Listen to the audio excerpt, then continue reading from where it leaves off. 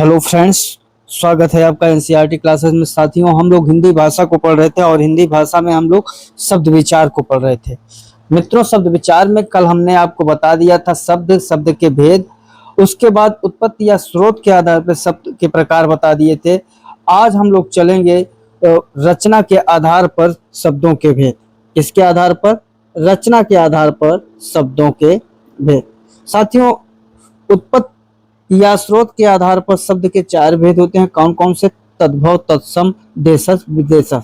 इसी प्रकार रचना के आधार पर जो शब्द के भेद होते हैं, आधार पर शब्द के भेद। मित्रों, रचना, इसको बनावट भी कहा जाता है। तो रचना या बनावट के आधार पर, यहाँ आप लिख करके बनावट भी लिख सकते हैं। रचना या बनावट के आधार पर शब्द के भेद कौन कौन से हैं? तीन हैं। एक है रूढ़ शब्द, रूढ़ शब्द।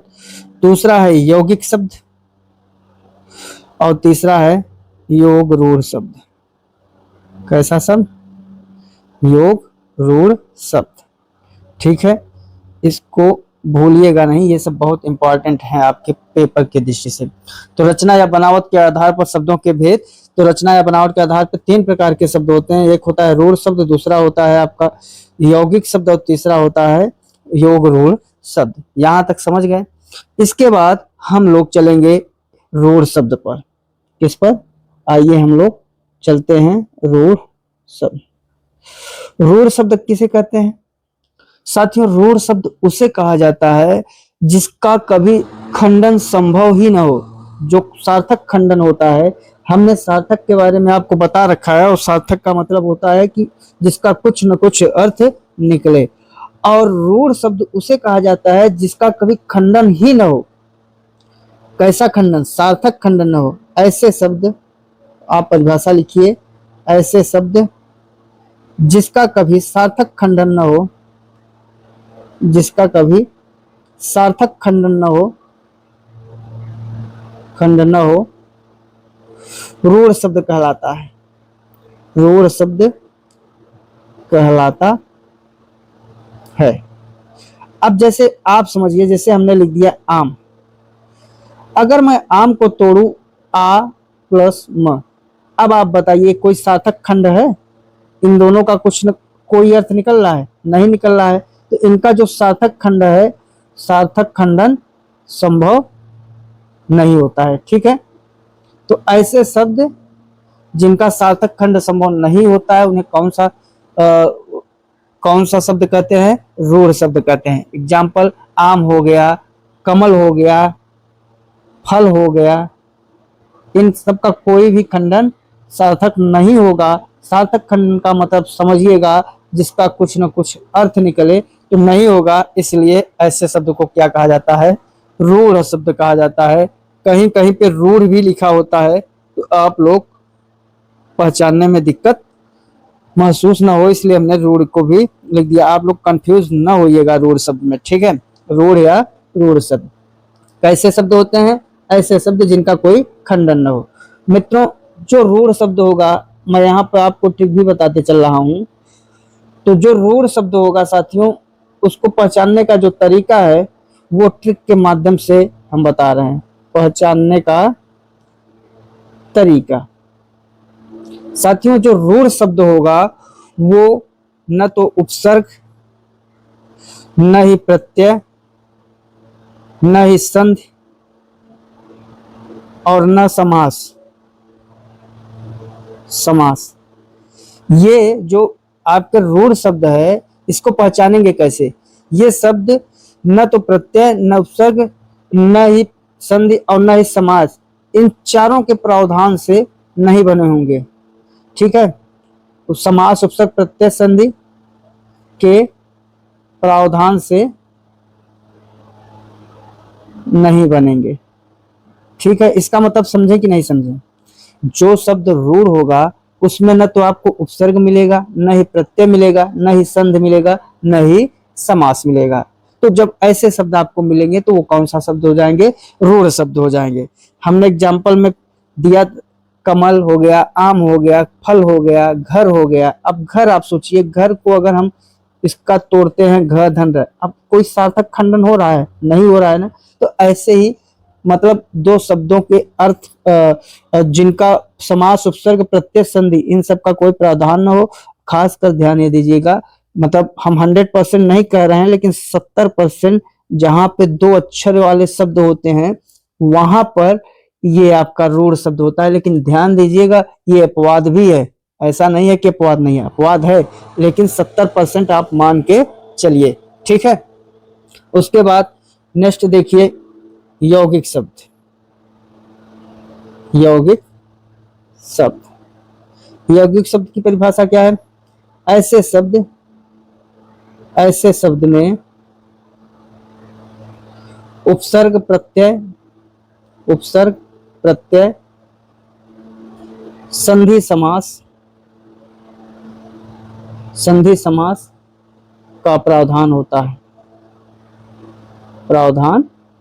है। जस्ट रूढ़ का अपोजिट है क्या है आपका? यौगिक। ऐसे शब्द में उपसर्ग प्रत्यय संधि समास का प्रावधान रहता है, ठीक है, यौगिक शब्द कहलाता है। यौगिक शब्द कहलाता है। एग्जाम्पल जैसे विद्यालय। अब आप विद्यालय को खंड भी कर सकते हैं, सार्थक खंड कर सकते हैं। विद्या धनालय, आलय मतलब घर, विद्या मतलब ज्ञान। ये जो इनका सार्थक खंड हो गया, इनका अर्थ निकल रहा है ना, तो जिनका अर्थ निकलेगा उन्हें क्या कहा जाएगा? आपका जिनका अर्थ निकलेगा उन्हें यौगिक शब्द कहा जाएगा। घुड़सवार हो गया, घुड़सवार का भी अर्थ निकल रहा है। प्रत्येक हो गया। इसके तो बहुत सारे उदाहरण हैं। वे सभी उदाहरण हैं जो समास के हैं, संधि के हैं और आपके उपसर्ग प्रत्यय के हैं। सब के सब किस में चले जाएंगे? यौगिक शब्द में चले जाएंगे।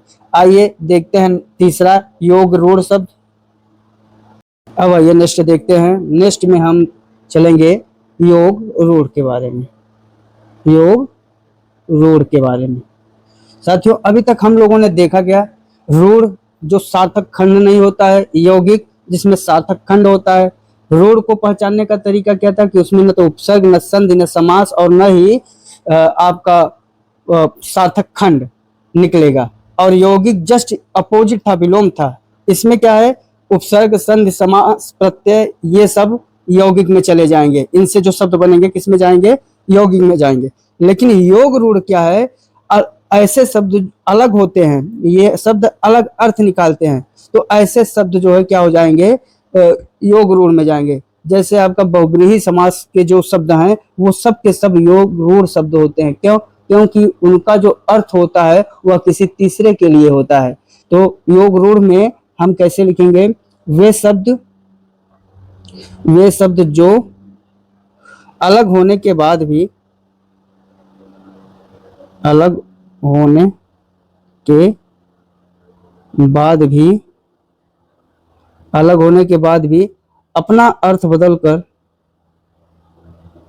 अपना अर्थ बदलकर देते हैं, उन्हें योग रूढ़ शब्द कहा जाता है।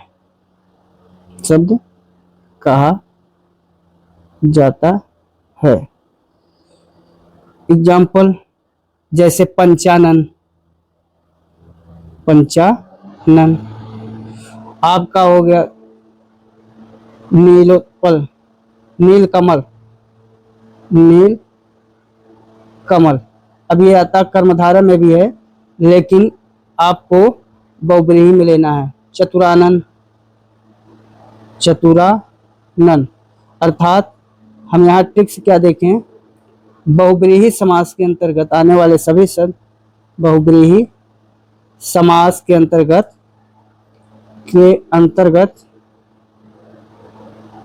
आने वाले सभी शब्द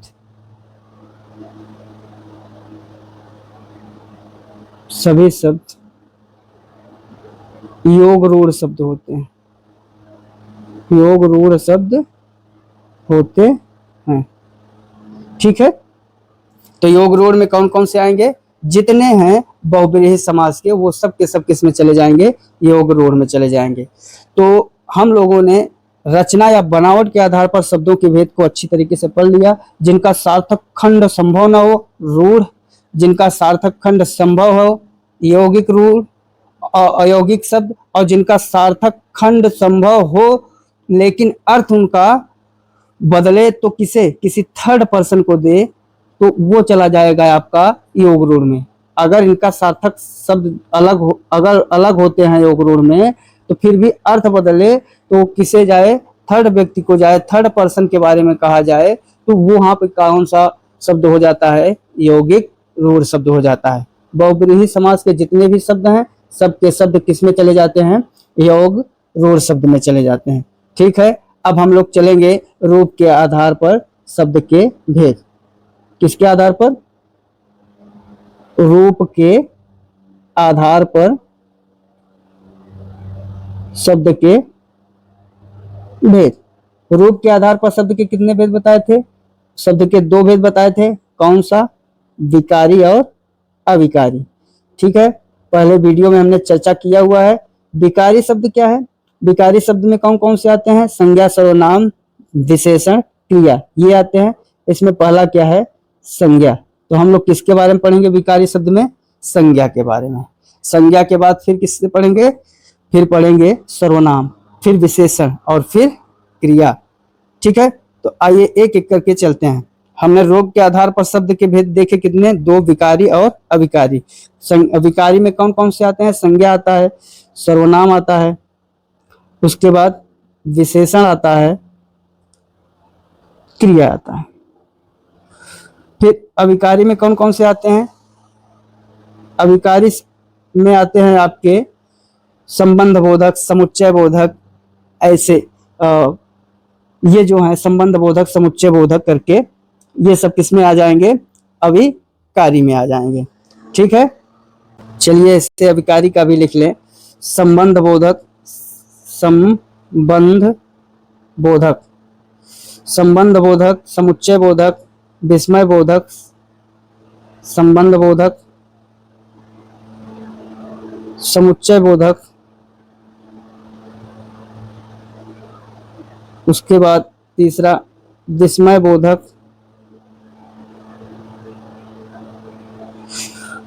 चौथा आपका हुआ क्रिया विशेषण। ठीक है, यही आपके चार आते हैं अविकारी में और चार आपके आते हैं विकारी में। चलिए संज्ञा की बात करें। संज्ञा, संज्ञा की परिभाषा क्या है, संज्ञा की परिभाषा सबको पता है, किसी व्यक्ति वस्तु स्थान के नाम को संज्ञा कहा जाता है। वास्तव में संज्ञा के जो मुख्य भेद हैं कितने हैं, संज्ञा के मुख्य भेद, संज्ञा के मुख्य तीन ही भेद माने गए हैं। कितने भेद, तीन भेद। कौन कौन से, पहला आपका है व्यक्तिवाचक, जातिवाचक और भाववाचक। व्यक्तिवाचक संज्ञा, दूसरा आपका जातिवाचक संज्ञा और तीसरा आपका भाववाचक संज्ञा। फिर आता है दो संज्ञाएं और आती हैं, कौन कौन से, एक आता है कलेक्टिव नाउन मतलब समूहवाचक और एक होता है परिमाणवाचक। तो या इसी को द्रव्यवाचक भी कहा जाता है। ये दोनों आपके जातिवाचक संज्ञा के उपभेद माने जाते हैं, द्रव्यवाचक और समूहवाचक।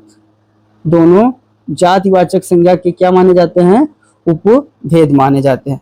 परंतु जब भी पेपर में आए, टेट के पेपर में आए तो आपको संज्ञा के कितने भेद बताने हैं, संज्ञा के 5 ही भेद बताने हैं। कितने भेद, 5 भेद। टेट में आए तो संज्ञा के कितने भेद बताने हैं, 5 भेद। कौन कौन से, व्यक्तिवाचक, जातिवाचक, भाववाचक, द्रव्यवाचक और समूहवाचक। तो कुल मिला के आपके सिलेबस के अकॉर्डिंग संज्ञा कितने प्रकार की होती है, 5 प्रकार की। कौन कौन से, व्यक्तिवाचक, जातिवाचक, भाववाचक, द्रव्यवाचक और समूहवाचक। साथियों हम लोग चलते हैं व्यक्तिवाचक संज्ञा पे। किस पर, व्यक्तिवाचक संज्ञा। व्यक्तिवाचक संज्ञा किसे कहते हैं, जब किसी व्यक्ति, वस्तु का, ये ऐसे डाल लीजिए, जब किसी सिंगल व्यक्ति वस्तु, सिंगल सिंगल व्यक्ति वस्तु, जब किसी सिंगल व्यक्ति वस्तु का नाम हो वहां पर कौन सी संज्ञा हो जाएगी? व्यक्तिवाचक। वस्तु का नाम होता है वहां व्यक्तिवाचक संज्ञा होती है। कौन संज्ञा होती है? व्यक्तिवाचक संज्ञा होती है। ठीक है, जहां पर सिंगल व्यक्ति वस्तु का नाम होता है वहां कौन सी संज्ञा होती है? व्यक्तिवाचक संज्ञा। जैसे अब गंगा, हिमालय, भारत, एशिया, जैसे गंगा, हिमालय, भारत, एशिया, राम, श्याम, दिल्ली, मतलब बहुत सारे ऐसे उदाहरण हैं। जहां पर व्यक्ति का सिंगल या वस्तु का सिंगल नाम होगा वहां कौन सी संज्ञा हो जाएगी? व्यक्तिवाचक संज्ञा। दूसरा देखें, जातिवाचक संज्ञा। जातिवाचक संज्ञा किसे कहते हैं? जातिवाचक संज्ञा उसे कहेंगे जिससे पूरे जाति का बोध होता है, जिससे पूरे जाति का बोध होता है। ऐसा कोई नाम लें जिससे एक ही प्रकार के एक से अधिक व्यक्तियों का नाम, अगर मतलब व्यक्तियों का नाम स्थान बोध हो, वहां पर कौन सी संख्या हो जाएगी? जातिवाचक संख्या हो जाएगी। तो ऐसे लिखें, ऐसे नाम से जिनका नाम लेने से एक ही प्रकार के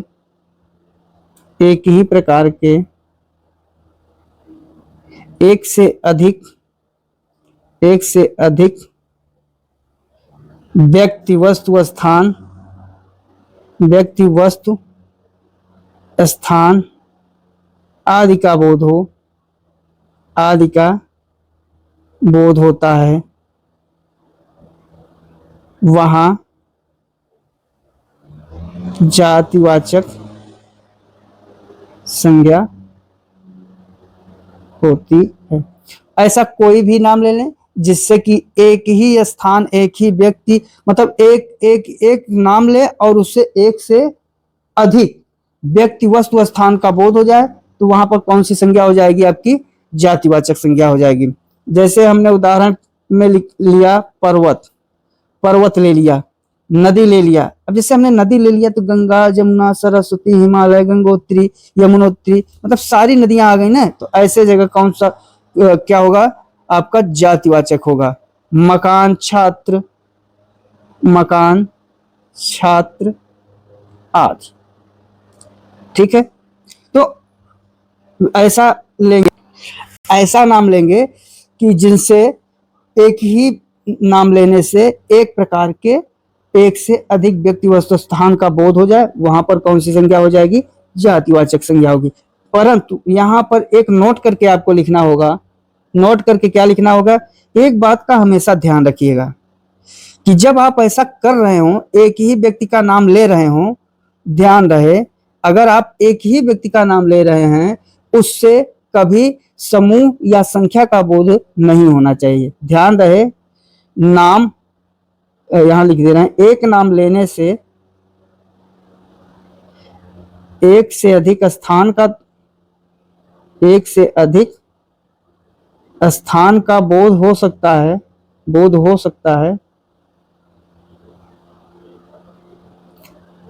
परंतु संख्या एवं समूह का बोध नहीं होना चाहिए। ठीक है, एक से अधिक स्थान का बोध हो सकता है। एक नाम अगर लें तो एक से अधिक स्थान का बोध हो, जाति का हो, व्यक्ति का हो, परंतु ध्यान क्या देना है कि वहां पर संख्या या समूह का बोध नहीं होना चाहिए। अगर ये हो गया तो सीधे चला जाएगा किसमें? समूहवाचक में चला जाएगा। ध्यान दीजिएगा। ठीक है, चलिए आगे देखते हैं। समूहवाचक संज्ञा या द्रव्यवाचक संज्ञा, मटेरियल नाउन। द्रव्यवाचक संज्ञा किसे कहते हैं? जब नाप तौल की वे वस्तुएं नाप तौल की वे वस्तुएं जिनको किसी नाम से जाना जाता है, नाम से जाना जाता है, द्रव्यवाचक संज्ञा कहलाती हैं। द्रव्यवाचक संज्ञा कहलाती हैं। ठीक है। उदाहरण, इसके उदाहरण जितने भर आपके मटेरियल हैं, पानी, कढ़ी, घी, तेल, कपड़ा, सोना, चांदी, मतलब जितने भी हैं ये आपके तौल माप तौल वाली चीजें, वो सब किस में चली जाएंगी? द्रव्यवाचक संज्ञा में चली जाएंगी। आइए चौथा देखें, समूहवाचक संज्ञा। समूहवाचक संज्ञा किसे कहते हैं? समूहवाचक संज्ञा के लिए परिभाषा लिखते हैं, जिस शब्द से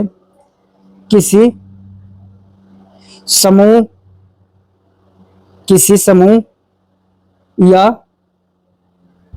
व्यक्ति समूह का बोध होता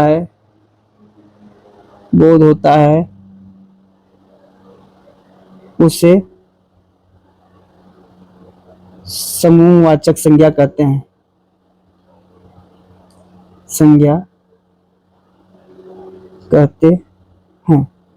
ऐसा शब्द समूह या व्यक्ति समूह जिससे समूह का बोध हो। किसका बोध हो? समूह का। तो वहां पे कौन सी संज्ञा हो जाएगी? समूहवाचक संज्ञा हो जाएगी। ठीक है। इसमें ये आपको ध्यान देना रहता है कि व्यक्ति की वस्तु की दशा और स्थितियों का बहुत ज्यादा ध्यान देना पड़ता है। जैसे ऐंठन, हरियाली, बुढ़ापा, बचपन, सॉरी ये हमने कहाँ पहुंच गए। हमें ये चीज हमेशा ध्यान देना होता है समूहवाचक में कि समूहवाचक जो होगा उसमें समूह का बोध आएगा।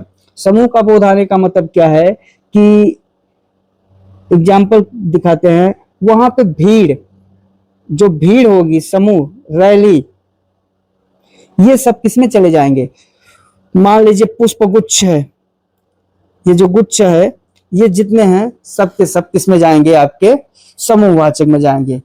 आपका बाजार है, बाजार भी वहां भी भीड़ लगती है ना, तो इत्यादि। ठीक। तो ऐसे जहां पर भीड़ हो या भीड़ का व्यक्तियों का समूह हो या फिर किसी भी व्यक्ति, वस्तु, स्थान, किसी का भी समूह हो, समूह का बोध होना चाहिए। वहां कौन सी संज्ञा हो जाएगी? समूहवाचक संज्ञा। आपके परीक्षा की दृष्टि से सबसे महत्वपूर्ण जो संज्ञा है वो है भाववाचक संज्ञा। ज्यादातर सवाल इसी भाववाचक संज्ञा से ही पूछता है। भाववाचक संज्ञा में आपको हम ट्रिक बताएंगे। केवल 16-17 से लेकर 20 तक ऐसे शब्द हैं, 16 या 19 शब्द ऐसे आपको मिलेंगे हैं जो आप पकड़ लिए, उनसे प्रत्यय, अगर आप उनसे जो भी शब्द बनेगा वही सब भाववाचक संज्ञा बनेंगी। हम आपको 16 से लेकर 19 या 20 तक ऐसे शब्द बताएंगे, उनको आपको पकड़ना है, जिनसे आप जो है भाववाचक संज्ञा को पहचान जाएंगे। भाववाचक संज्ञा के लिए बहुत अच्छे से पता ही है, जिससे भाव उत्पन्न हो। किसी का भाववाचक संज्ञा का मतलब ही क्या है कि उसमें भाव होना चाहिए, गुण होना चाहिए, दशा होनी चाहिए, भाव होना चाहिए। ठीक है। तो ऐसे ही यहाँ पर हमने जो जो बताया है इसको ध्यान से सुनिए। ठीक। गुण होना चाहिए, दशा होना चाहिए, भाव होना चाहिए, धर्म होना चाहिए, व्यापार होना चाहिए। ऐसी जगह जो भी संज्ञा बनेगी वो आपकी क्या बनेगी? भाववाचक संज्ञा बनेगी। ठीक है। स्वभाव भी भाववाचक में आ जाएगा। ठीक। क्रोध भी आपका भाववाचक में आएगा, क्रोध भी आता है भाववाचक में, अवस्था भी आ जाती है भाववाचक में। भाववाचक संज्ञा में वो सभी जो आएंगे, हमने आपको वो इंपॉर्टेंट बताया जो कि आपके रिलेटेड है। जैसे गुण है, अब ये गुण किसी भी प्रकार का गुण हो सकता है, दशा किसी भी प्रकार का हो सकता है, धर्म किसी भी प्रकार का, व्यापार किसी भी प्रकार का, मतलब इन क्षेत्रों से होने वाला सीधे कौन सा संज्ञा होगा? भाववाचक। ठीक। भाववाचक संज्ञा के लिए हम आपको बताएं हम कुछ प्रत्यय देंगे, उन प्रत्ययों से जो भी संज्ञा बनेगी वो कौन सी संज्ञा होगी?